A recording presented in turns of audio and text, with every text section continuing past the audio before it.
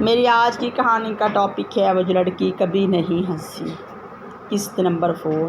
لفافے میں لکھا خط پیغام پڑھ کر احمد اور ایمان سمجھ گئے کہ اصل مجرم ابھی آزاد ہے۔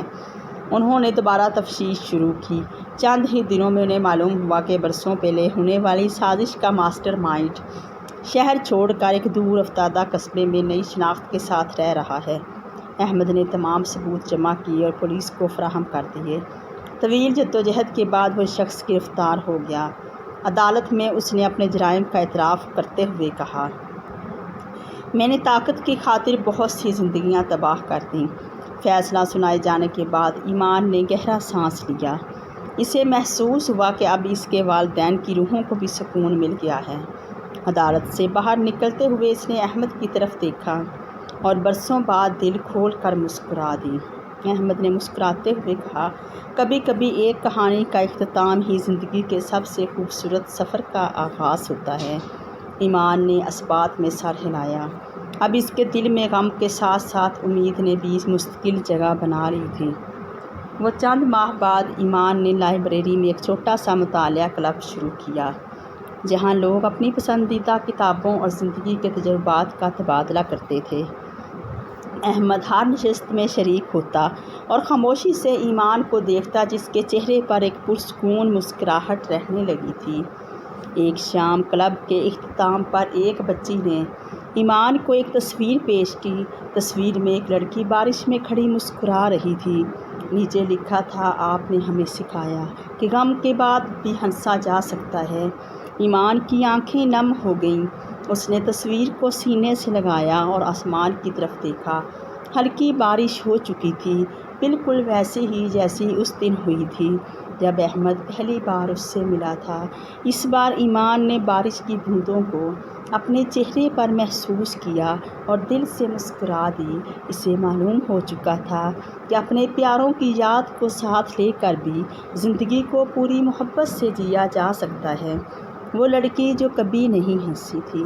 اگلے سال ایمان اور احمد نے مل کر ایک فلاحی ادارہ قائم کیا، جہاں ایسے بچوں کو کتابیں اور مشورہ دیا جاتا تھا جنہوں نے زندگی میں کوئی بڑا دکھ دیکھا ہو۔ لائبریری اب صرف کتابوں کی جگہ نہیں رہی تھی، بلکہ امید کا مرکز بن چکی تھی۔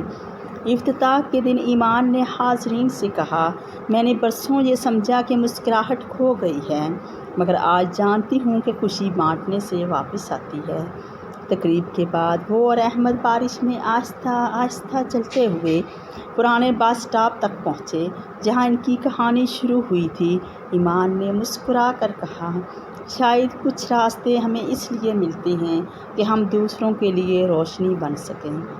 احمد نے اثبات میں سر ہلایا۔ یوں ان دونوں نے ماضی کے غم کو ایک نئے سفر کی طاقت بنا لیا اور ان کی کہانی امید کی ایک مثال بن گئی۔ وہ لڑکی جو کبھی نہیں ہنسی تھی۔ چند برس گزر گئے۔ ایمان اور احمد کے قائم کردہ ادارے سے سینکڑوں بچے جڑ چکے تھے۔ ایک شام ایک نوجوان لڑکی جو کبھی اسی ادارے میں مدد لینے آئی تھی، اب ایک استاد کی حیثیت سے واپس لوٹی۔ اس نے ایمان سے کہا، آپ نے تو مجھے سکھایا کہ دکھ انسان کو توڑنے کے لیے نہیں، بلکہ دوسروں کا سہارا بننے کے لیے بھی ہو سکتا ہے۔ ایمان نے مسکرا کر اس کے ہاتھ میں ادارے کی پہلی رجسٹر کتاب تھما دی۔ اب یہ روشنی تم آگے بڑھاؤ، اس نے کہا۔ بارش کی نرم بوندیں کھڑکی پر دستک دے رہی تھیں۔ احمد نے خاموشی سے ایمان کا ہاتھ تھام لیا۔ دونوں جانتے تھے کہ ان کی اپنی کہانی اب بے شمار نئی کہانیوں میں زندہ رہے گی، اور یہی اس سفر کا سب سے خوبصورت انعام تھا۔ وہ لڑکی جو کبھی نہیں ہنسی۔ کئی سال بعد شہر کی مرکزی لائبریری کے باہر ایک تختی نصب کی گئی، جس پر لکھا تھا، مسکراہٹ غم کو نہیں مٹاتی بلکہ اس کے ساتھ جینا سکھاتی ہے۔ افتتاحی تقریب میں وہ بچے بھی موجود تھے جو کبھی ایمان اور احمد کے ادارے سے جڑے تھے۔ اب وہ بڑے ہو چکے تھے اور خود دوسروں کے لیے امید کا ذریعہ بن رہے تھے۔ تقریب کے اختتام پر ایمان نے احمد کی طرف دیکھا۔ اس کی آنکھوں میں وہی چمک تھی جو برسوں پہلے غم کے بادلوں میں کہیں کھو گئی تھی۔ اس نے مسکرا کر کہا، شاید میں کبھی ہنسنا بھولی نہیں تھی، بس مجھے دوبارہ جینے کا حوصلہ چاہیے تھا۔ تالیاں گونج اٹھیں اور جو ایمان کی مسکراہٹ ایک شخص کی نہیں، پورے شہر کی میراث بن گئی۔ وہ لڑکی ایک بار پھر بارش ہو رہی تھی، وہ لڑکی جو کبھی نہیں ہنسی تھی۔ ایک بار پھر بارش ہو رہی تھی۔ ایمان لائبریری کی کھڑکی کے پاس کھڑی بچوں کو کتابیں بانٹ رہی تھی۔ اچانک اس کی نظر بس اسٹاپ کی اس پرانی بینچ پر پڑی جہاں برسوں پہلے اس کی اور احمد کی پہلی ملاقات ہوئی تھی۔ وہ آہستہ آہستہ وہاں گئی اور چند لمحے خاموش کھڑی رہی۔ پھر اس نے اپنی جیب سے ایک چھوٹی سی تختی نکالی جس پر لکھا تھا، یہاں ایک کہانی نے غم کو امید میں بدلنا سیکھا تھا۔ احمد اس کے پاس آ کر کھڑا ہو گیا۔ دونوں نے مسکراتے ہوئے اس بینچ کی طرف دیکھا۔ اب وہ جگہ تنہائی کی نہیں بلکہ نئے آغاز کی علامت بن چکی تھی۔ بارش کی بوندیں ان کے ارد گرد رقص کر رہی تھیں اور ایمان کے دل میں یہ یقین جاگ اٹھا کہ زندگی کا دائرہ مکمل ہو چکا ہے۔ غم کی راہوں سے گزر کر وہ آخرکار سکون اور خوشی تک پہنچ چکی تھی، وہ لڑکی جو کبھی نہیں ہنسی تھی۔